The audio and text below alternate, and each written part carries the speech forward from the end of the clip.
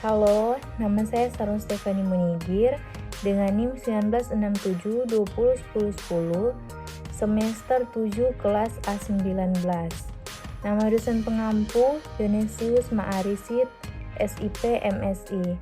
Saya ingin memaparkan materi tentang pembentukan negara dan teori kontrak sosial menurut Thomas Hobbes, Jean Rouseau, dan John Locke.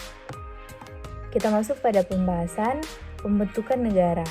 Pembentukan negara adalah proses perkembangan struktur pemerintahan terpusat dalam situasi di mana belum pernah ada yang demikian sebelumnya. Pembentukan negara telah lama menjadi bahkan kajian dalam berbagai bidang ilmu sosial selama bertahun-tahun, sampai Jonathan Haidt menulis bahwa salah satu hobi favorit para ilmuwan sosial satu abad terakhir adalah berteori mengenai evolusi peradaban-peradaban besar dunia. Kajian pembentukan negara yang umumnya dibagi ke dalam kajian mengenai negara permulaan atau yang muncul di kalangan masyarakat tak bernegara, atau kajian mengenai negara modern terutama dalam bentuk yang berkembang di Eropa sejak abad ke-16 hingga menyebar ke seluruh dunia. Diskusi akademis mengenai berbagai teori-teori pembentukan negara merupakan salah satu ciri utama dalam bidang ilmu antropologi, sosiologi, ekonomi, dan ilmu politik. Sebuah negara adalah sistem dengan pemerintahan terpusat, kekuatan militer, layanan sipil, masyarakat yang bertatanan, dan literasi. Meskipun sebenarnya tidak ada konsensus mengenai ciri-ciri dari sebuah negara, banyak yang menggunakan definisi berbeda, biasanya dengan fokus utama pada salah satu karakteristik spesifik dari yang disebutkan di atas. Sebuah negara dianggap memiliki ikatan teritorial dan berbeda dari suku atau unit lain yang tidak memiliki institusi terpusat. Pembentukan negara tidak terjadi begitu saja, ia melewati proses yang panjang. Proses-proses tersebut dapat dikelompokkan menjadi beberapa macam teori terbentuknya suatu negara. Berikut rincian teori terbentuknya negara. Yang pertama, teori hukum alam. Terbentuknya negara dapat terjadi karena adanya hukum alam. Teori hukum alam mengungkapkan jika hukum alam tidak dibuat oleh negara, tetapi karena adanya kehendak dari alam. Thomas Aquinas memaparkan jika pembentukan serta keberadaan negara tidak dapat lepas dari hukum alam. Yang kedua, teori ketuhanan atau teokrasi. Teori ketuhanan dikenal sebagai istilah doktrin teokritis. Teori ini dapat dijumpai dari sisi dunia bagian timur ataupun barat. Teori ketuhanan memiliki bentuknya yang sempurna dalam tulisan-tulisan sarjana Eropa pada abad pertengahan. Dengan menggunakan teori ini sebagai dasar pembenaran kekuasaan mutlak para raja. Yang ketiga, teori kontrak sosial atau sosial kontrak. Teori kontrak sosial atau teori perjanjian masyarakat menganggap bahwa negara dibentuk berdasarkan perjanjian-perjanjian masyarakat dalam tradisi sosial masyarakat. Teori ini menitik beratkan negara untuk tidak berpotensi menjadi negara tirani. Yang keempat, teori kekuatan. Secara sederhana, teori kekuatan dapat diartikan sebagai negara terbentuk disebabkan adanya dominasi negara kuat yang menjajah. Kekuatan menjadi pembenaran atau raison d'être dari terbentuknya sebuah negara. Bentuk-bentuk negara.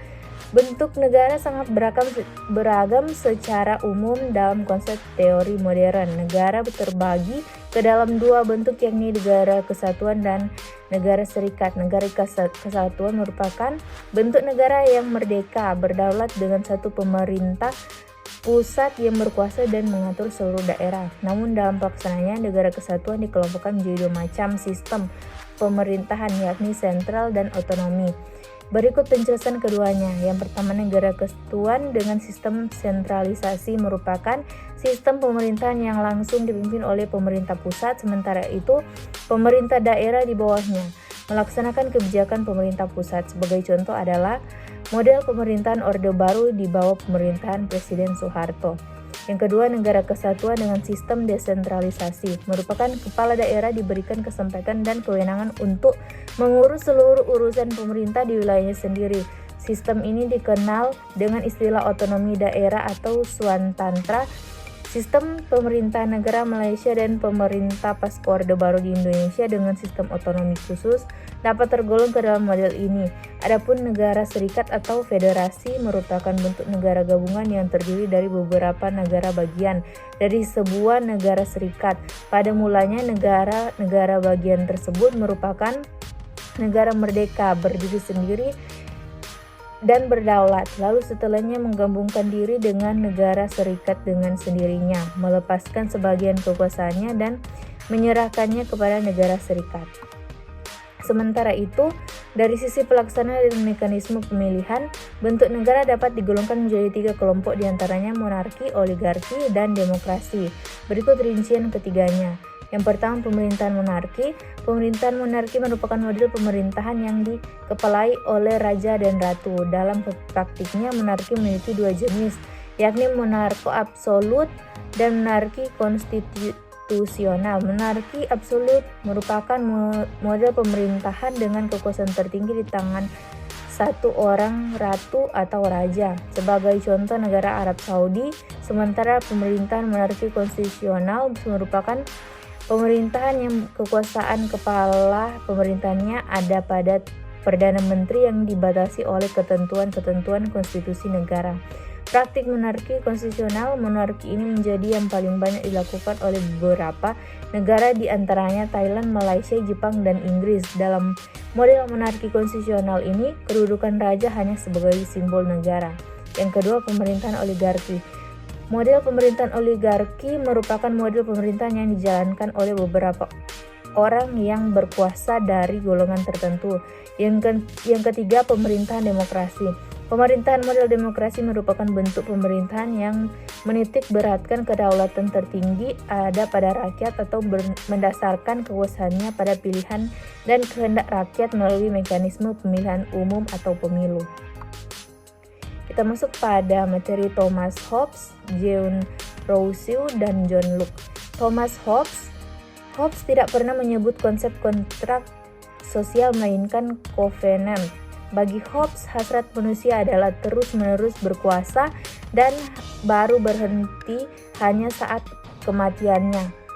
Juga bagi Hobbes, individu manusia sifatnya egosentris dan hanya memikirkan diri sendiri. Dengan demikian, dalam kondisi alamiah bagi Hobbes, manusia tidaklah cocok untuk bersatu dalam masyarakat sipil. Hobbes berujar bahwa man is a wolf to his fellow man atau homo homini lupus.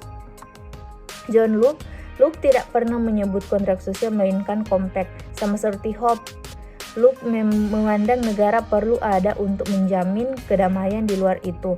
Hobbes dan Locke berpisah jalan. Berbeda dengan Hobbes yang menyatakan kondisi alamiah manusia adalah perang semua lawan semua.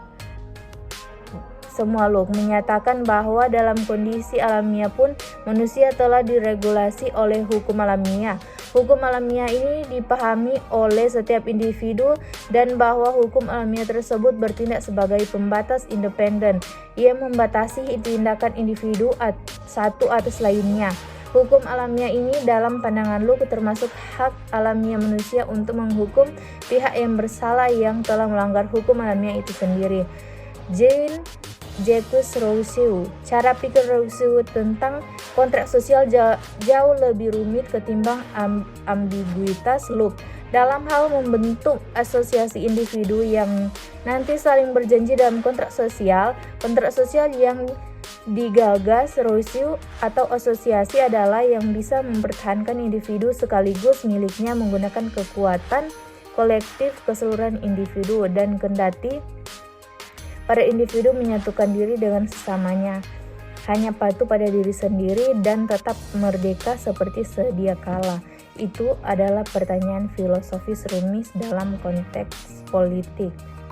Sekian dari hasil materi saya, dan saya ingin mengajak teman-teman untuk bergabung bersama kami di Universitas Pembangunan Indonesia Manado. Terima kasih.